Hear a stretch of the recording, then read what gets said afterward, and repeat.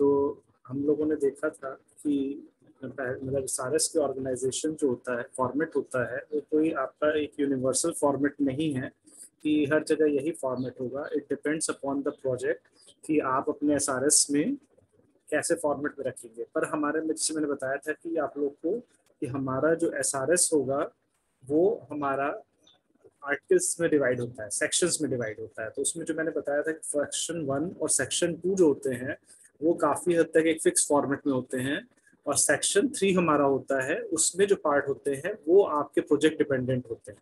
तो हम लोगों ने जैसे अभी डिस्कस किया था कि सेक्शन 1 और सेक्शन 2 उसमें क्या क्या चीज़ें थी, एक शॉर्ट में उसके बारे में जानकर के हम लोग सेक्शन 3 की तरफ मूव ऑन करेंगे। तो हमारा सेक्शन 1 जो था, सेक्शन 1 में हमने देखा था कि सेक्शन 1 में हमारा क्या क्या पार्ट था। इंट्रोडक्शन था सेक्शन 1 में हमारा। सेक्शन 1 में इंट्रोडक्शन में हम लोग अपना प्रोजेक्ट में बताते हैं कि हमारा पर्पस, स्कोप, और जो होगा हमारा प्रोजेक्ट का ओवरव्यू टाइप का होता है। सेक्शन 1 जो होता है उसमें हम लोग अपने प्रोजेक्ट का ओवरव्यू देते हैं कि हमारा मॉडल क्या है, उसका पर्पस, किस पर्पस के लिए आप बना रहे हैं, what will be the objective of doing this project या सॉफ्टवेयर प्रोजेक्ट। और स्कोप होगा कि आप उसको किन किन, उसकी क्या फंक्शनैलिटी होगी, where it can be used. तो ऑब्जेक्टिव और स्कोप में थोड़ा सा आपको कंफ्यूजन होगा, लेकिन इसमें आप थोड़ा फंक्शनल, लेकिन इसको बताते समय आप बहुत डिटेलिंग में नहीं जाएंगे। अभी आप प्रोजेक्ट के बारे में ओवरव्यू टाइप का ही देंगे। और एक होता है डेफिनेशन, एक्रोनिम्स एंड एब्रिविएशंस।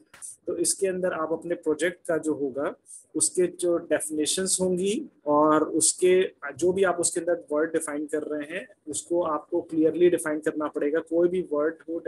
तो ये हमारा फॉर्मल डॉक्यूमेंटेशन होता है। तो अगर आप कोई भी कीवर्ड या टर्म यूज कर रहे हैं तो वो आपका क्या होना चाहिए, प्रॉपरली वेल डिफाइंड होना चाहिए, और डेफिनेशन कोई एम्बिग्युइटी नहीं होनी चाहिए। आप जो भी शॉर्ट फॉर्म यूज कर रहे हैं वो सारे वर्ड्स आपको दिखने चाहिए।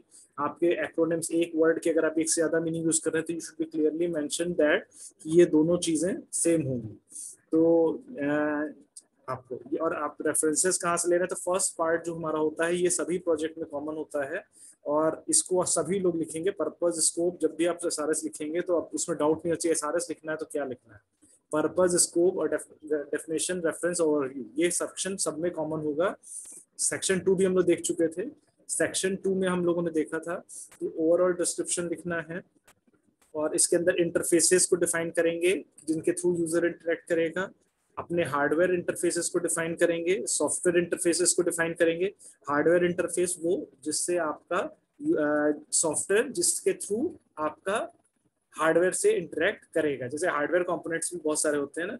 और सिस्टम इंटरफेस भी आपको बोलेंगे, जैसे आपका कई सॉफ्टवेयर होते हैं तो उसको रन करने के लिए एक प्लेटफॉर्म चाहिए। जैसे कोई आपका मान लीजिए मैं बोलूँ एक्रोबैट रीडर, तो Acrobat reader can not run on stand alone, तो उसके लिए हमको एक सिस्टम इंटरफेस चाहिए। अब हार्डवेयर इंटरफेस भी आपको क्या लग रहा है, कई सॉफ्टवेयर होते हैं जिनके साथ अटैच्ड आपके क्या होते हैं, आपके हार्डवेयर डिवाइसेस होंगे, जैसे प्रिंटर हो गया, बायोमेट्रिक मशीन्स हो गई, या और चीज आई स्कैनर मैंने बताया था। तो उस तरह की डिफरेंट डिवाइसेस होंगी, they will, software will cannot directly interact with the hardware, so it need an interface in between।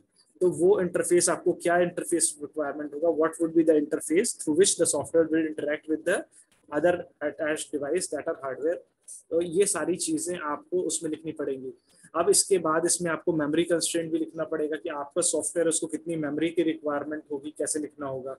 इसके अंदर आप लोग को कम्युनिकेशन इंटरफेसेस, अगर वो मान लीजिए आपका जो सॉफ्टवेयर है that run on the server, some request are processed through the server, तो आपको और भी सारे कम्युनिकेशन इंटरफेसेस लिखने पड़ेंगे। What are the communication interfaces required to for the working of the software, उसकी क्या नेट स्पीड्स, ये सारी चीजें आपको ओवरऑल डिस्क्रिप्शन देना पड़ेगा। इसमें आपको प्रोडक्ट के सारे फंक्शन भी बताने पड़ेंगे, प्रोडक्ट में क्या फंक्शन है, व्हाट डज दे डू। और उसके बाद आपका यूजर कैरेक्टरिस्टिक्स भी होगा कि आपके यूजर्स जो हैं उसमें से क्या होगा, उसके कौन कौन से यूजर इसको असेस करेंगे। और जैसे एडमिन हो गया आपका, मान लीजिए स्टूडेंट मैनेजमेंट सिस्टम की बात कर रहा हूँ, स्टूडेंट हो गए, फैकल्टी हो गई, तो अलग अलग डोमेन के यूजर, कौन से यूजर किस कैटेगरी में जाएंगे, किसके क्या राइट्स होंगे, किसको क्या प्रिविलेज मिलेगी, वो सारी चीजें आप यूजर कैरेक्टरिस्टिक में लिखेंगे।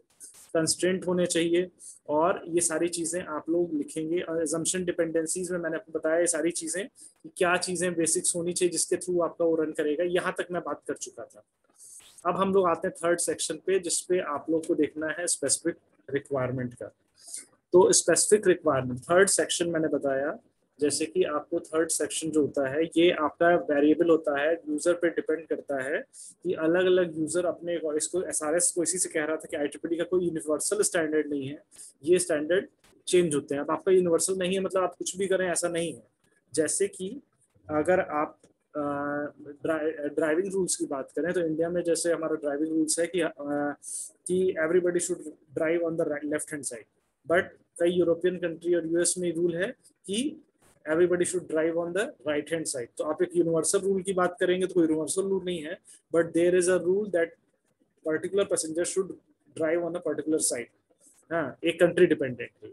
तो इसी तरह से कुछ प्रोजेक्ट डिपेंडेंट है। स्पेसिफिक रिक्वायरमेंट जो होती है हमारी अलग अलग होगी, उसमें क्या क्या हमको पढ़ना है, उसमें आपके हैं external interface, function, performance requirement, logical database requirement, design constraint, और आपका इसमें software system attributes. Software system attributes अभी ये वाला पॉइंट में मैं डिस्कस करूंगा। आप लोग सेक्शन 3 पे कम ध्यान देते हैं क्योंकि आप लोग के लेवल पे बीटेक फाइनल ईयर में हम लोग सेक्शन 1-2 में ही ज्यादा चीजें निपटा देते हैं, लेकिन सेक्शन 3 जो है स्पेसिफिक रिक्वायरमेंट भी आपका डिटेलिंग आप लोग देते हैं, उतना डिटेलिंग में नहीं देते हैं। ऑर्गेनाइजेशन, उसके बाद आपका ऑर्गेनाइजिंग का स्पेसिफिक रिक्वायरमेंट है, उसमें आपका use class, objective, feature, stimulus, response, ये सारे पॉइंट्स हैं। हम लोग आप इसके बाद देखने जा रहे हैं कि हमारा एसआरएस में देखिए 4, 5, 6 भी हैं आपका, चेंज मैनेजमेंट प्रोसेस और डॉक्यूमेंट अप्रूवल और सपोर्टिंग इंफॉर्मेशन। उसके बारे में तो बहुत नहीं, लेकिन आप जहां तक सेक्शन 3 तक डील करते हैं उसको हम लोग एक बार स्टडी करने जा रहे हैं। तो हम लोग आते हैं सेक्शन 3 के ऊपर। ये हम लोग सब देख चुके हैं।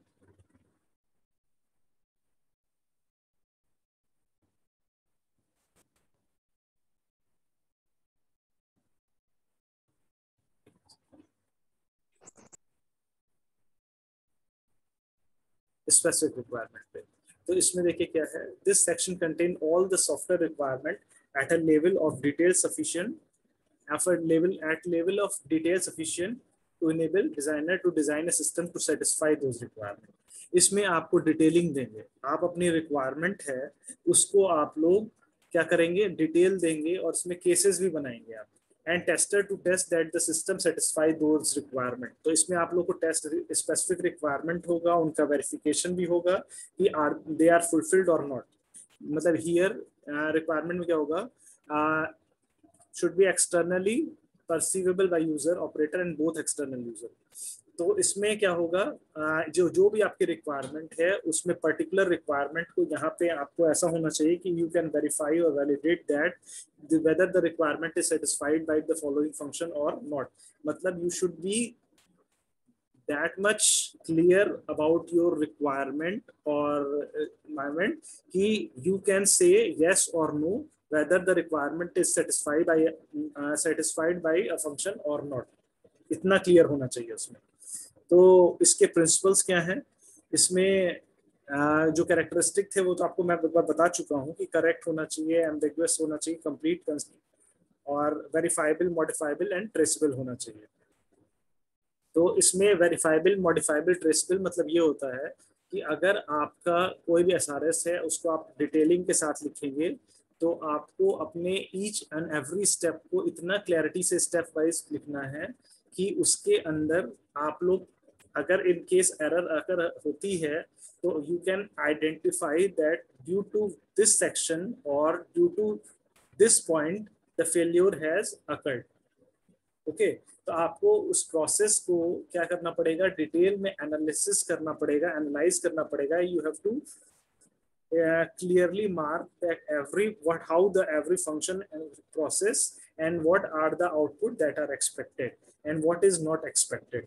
तो ये आपको बहुत क्लियरली डिफाइन करना पड़ेगा। दैट इज कॉल्ड वेरीफाइबल, कि आप वेरीफाई कर पा रहे हैं आंसर यस नो में आ रहा है। और उसके बाद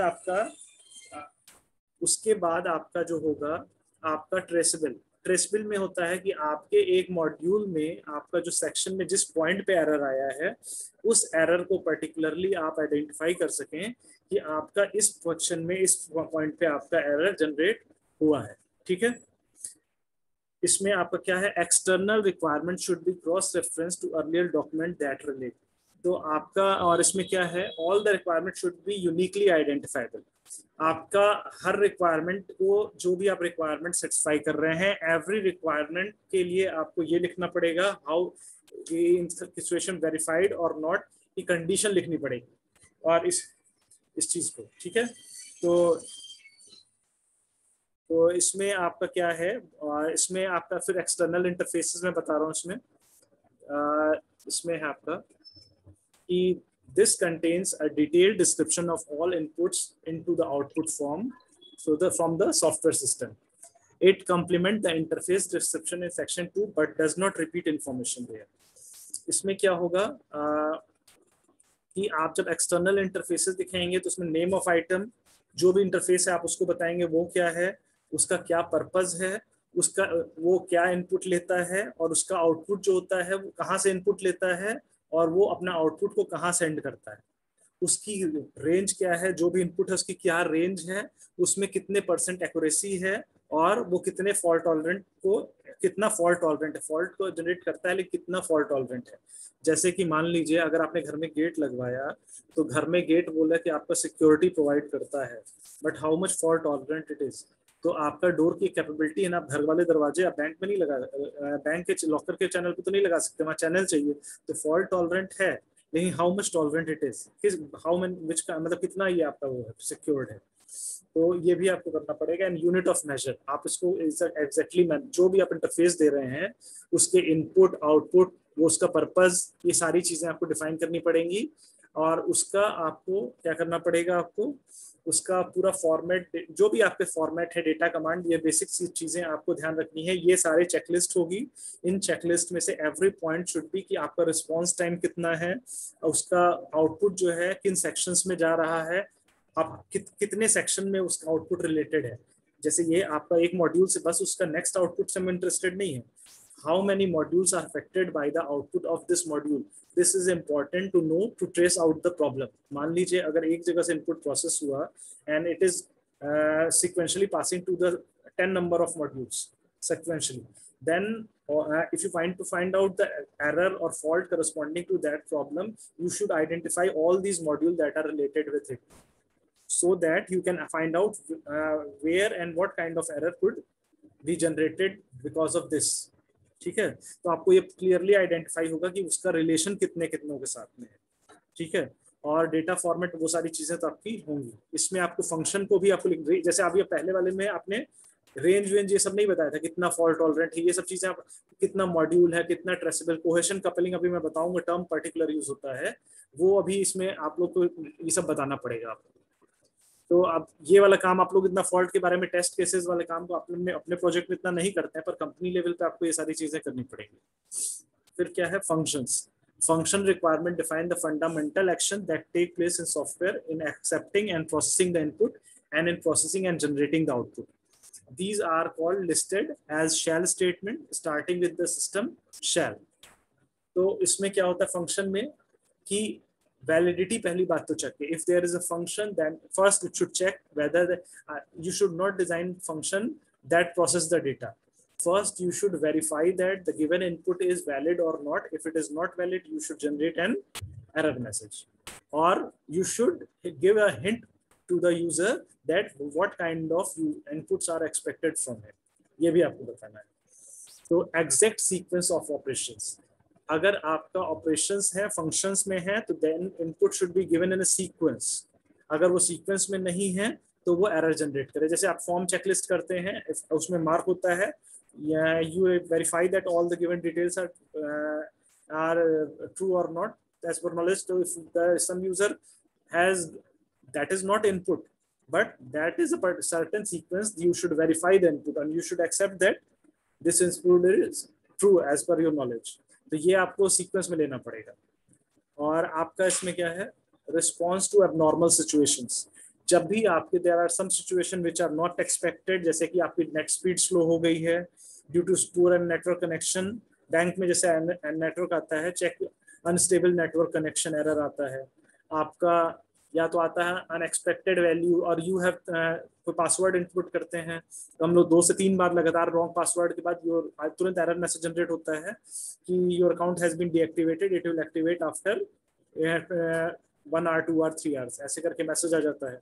तो ये सारी चीजें रिस्पॉन्स टू एबनॉर्मल सिचुएशन कि यूजर आपका 4-5 पासवर्ड भूल गया अपना या गलत इनपुट कर दिए, तो it should automatically lock that his account for at least 24 hour. तो ये ऐसा कर दे, तो ये सब फीचर आपके ऊपर डिपेंड करते हैं और ये सारी चीजें आपको ध्यान रखनी पड़ेगी जो आप नॉर्मल अपने प्रोजेक्ट में नहीं करते हैं। और इफेक्ट ऑफ पैरामीटर्स कि हमारे जो पैरामीटर्स हैं उसका क्या इफेक्ट है, ये सब चीजें भी देखना पड़ेगा अलग अलग इनपुट्स में है तो।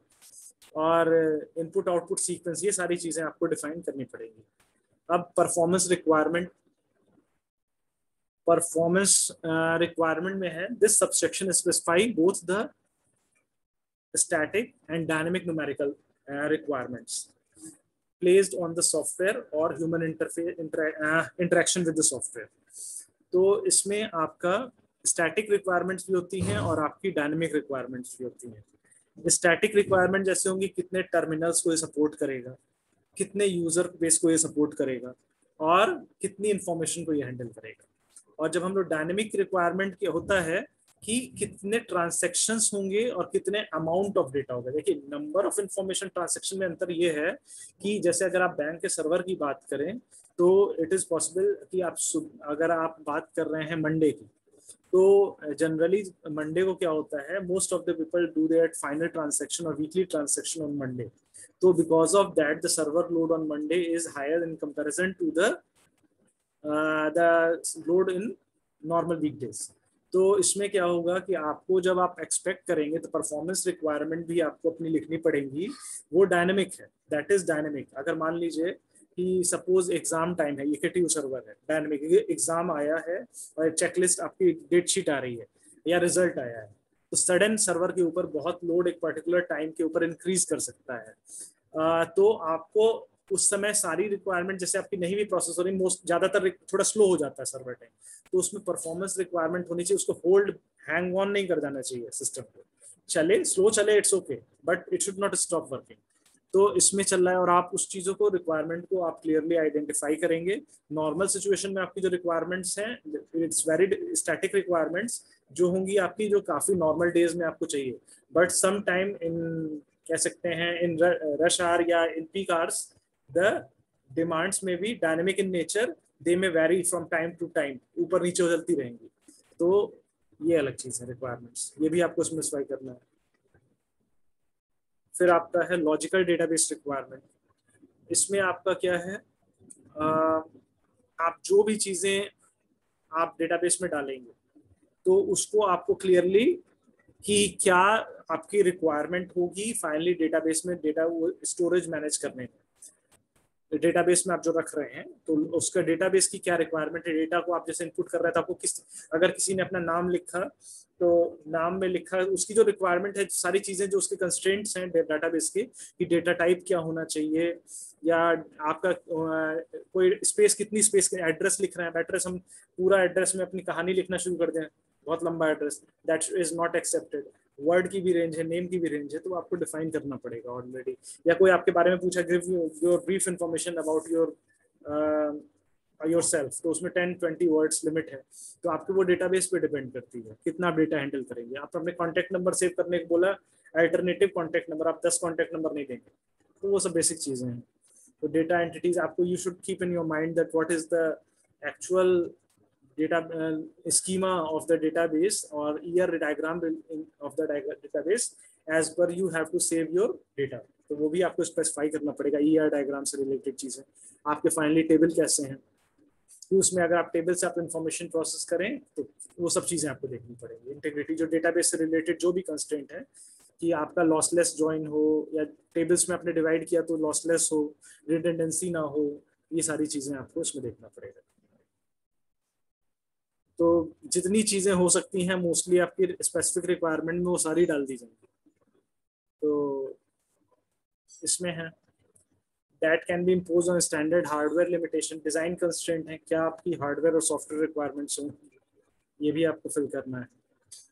और इसके बाद आपका इसमें होगा कि आप जो standard specify the requirement derived from the existing standard और regulations, They might include data naming, accounting procedure, audit tracing and report format. जब आप अपना प्रोजेक्ट बना रहे हैं तो इसमें आपको कुछ देयर आर सर्टेन स्टैंडर्ड जिसके अकॉर्डिंग ही आपको डिजाइन करना है। जैसे अगर आप बना रहे हैं स्टूडेंट मैनेजमेंट सिस्टम तो आपको उसमें कुछ चीजें फाइंड करनी होगी कि हर यूनिवर्सिटी आपका इनरोलमेंट, जैसे यूनिवर्सिटी ने कह दिया आधार कार्ड जरूरी है, तो while designing your student management system you should note down the Aadhaar card number and you should maintain the Aadhaar card number of parents and students and their parents contact number, whether whatever required by the university or what are the rules of the university. तो अगर आपका कोई rules हैं कि university में अगर मान लीजिए एक बच्चे की 4-5 कैरी है, वो अगला पेपर नहीं दे सकता until unless he clears at least 3 of the backs, तो ये सब कंडीशन रूल्स के अकॉर्डिंगली आपको बताना है। तो ऑल दीज रिक्वायरमेंट और स्टैंडर्ड्स जो भी हैं आपके, वो आपको उसके अंदर में लिखने पड़ेंगे। ओके, तो इसमें आपका है, आते हैं, there are number of quality attributes of software that can serve as requirement. तो इसमें आपका ये मैंने बता चुका हूँ, रिलायबिलिटी, अवेलेबिलिटी एंड सिक्योरिटी। तो ये सारी चीजें आपको दिखना पड़ेगा क्या है, वही सारी चीजें हैं। Maintainability and portability. तो मेंटेनेबिलिटी आपको मैं बता दूं क्या होता है, specify attribute of the software that relate to the ease of maintenance. जैसे कि अगर आपका सॉफ्टवेयर का स्ट्रक्चर मॉड्यूलर फॉर्म में हो, अगर आप अपने प्रोजेक्ट को मॉड्यूल फॉर्म में बनाते हैं तो उसको मेंटेन करना ज्यादा आसान होता है इन कंपैरिजन टू एक सॉफ्टवेयर जो पूरा मतलब बहुत मॉड्यूलर ना हो। मॉड्यूलर होने से अगर कहीं एरर आती है तो you can modify that module only, और आपको हर जगह मॉडिफिकेशन की जरूरत नहीं पड़ती है। तो you should prefer modular architecture, और करते भी हैं सब लोग, और आपको उसको मार्क करना पड़ता है, और आपको इंटरफेसेस को आइडेंटिफाई करना पड़ेगा। तो इंटरफेस से भी आपका क्या होता है, ज्यादा मॉड्यूल्स आपस में सेपरेट हो जाते हैं, लेवल ऑफ कोहेशन आपस में क्या होता है, कम हो जाता है। तो वो अच्छा रहता है, और उसको आप लोग इंटरफेस के थ्रू करेंगे। तो मेंटेनेबिलिटी में बहुत कॉम्प्लेक्स नहीं होना चाहिए, जितना सिंपल होगा उतना मेंटेन करने में आपके लिए इजी होगा। तो मेंटेनेबिलिटी के लिए आपको मॉड्यूलर फीचर को सपोर्ट करना है। इनपुट्स को अगर आप इंटरफेस के थ्रू देते हैं that would be better approach, क्योंकि आप इनपुट मतलब आप ज्यादा से ज्यादा मॉड्यूलर अप्रोच की तरफ जा रहे हैं तो आप इंटरफेस के थ्रू दे रहे हैं, और प्रोजेक्ट को सिंपल होना चाहिए। तो मेंटेनेबिलिटी के लिए उसको भी आपको यहाँ डिफाइन करना पड़ेगा। और portability, portability of software that, इसमें क्या होता है, पोर्टेबिलिटी ऑफ सॉफ्टवेयर में होता है कि ease of porting the software to other host machine. तो इसमें क्या होगा, आपका जितना ज्यादा से ज्यादा कंपोनेंट, जैसे आप लोग देखते हैं कि आप लोग का फेसबुक व्हाट्सएप जो है लाइट वर्जन पे क्या होता है, एंड्रॉयड पे चल रहा है, तो वो क्या करते हैं, उसकी ज्यादातर ट्रांसैक्शन सर्वर साइड में होते हैं, बहुत कम ट्रांसैक्शन होते हैं जो आपके क्लाइंट के प्लेटफॉर्म पे रन करते हैं। तो इस चीजों को हम लोग देखते हुए करेंगे कि हमारी सारी चीजें इसमें कर लेते हैं।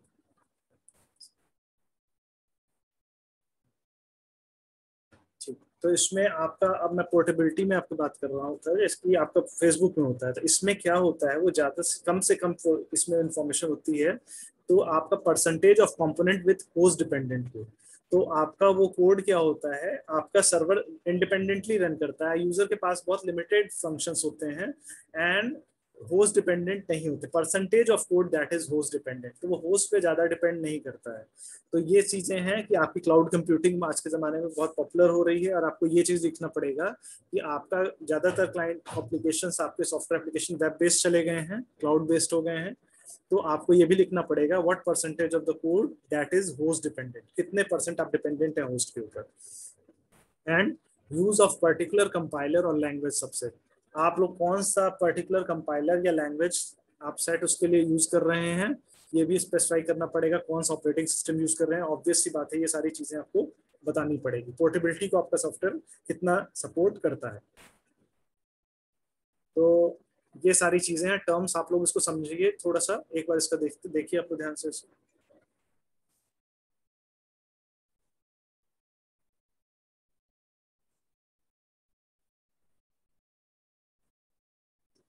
यूजेबिलिटी होता है आपका, कुछ टर्म्स मुझे लग रहा है जो पहले मैं बोल दिया है मैं उनको बार बार नहीं कह रहा हूँ। यूजेबिलिटी क्या होता है, आप इसको इसमें आपका effort required to learn, operate and prepare input and interpret output.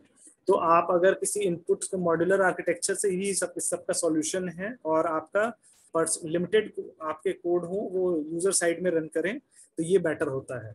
और आपका अगर मॉड्यूल जितना रीयूजेबिलिटी होती, आपका रीयूजेबिलिटी आपके साथ इसमें यूज करेंगे कि आपके कंपोनेंट जितना इंडिपेंडेंट होंगे अपने में, वो उतने they are that much reusable, because आप उनको एक जगह से दूसरी जगह पे इम्प्लीमेंट कर सकते हैं, बेटर होता है।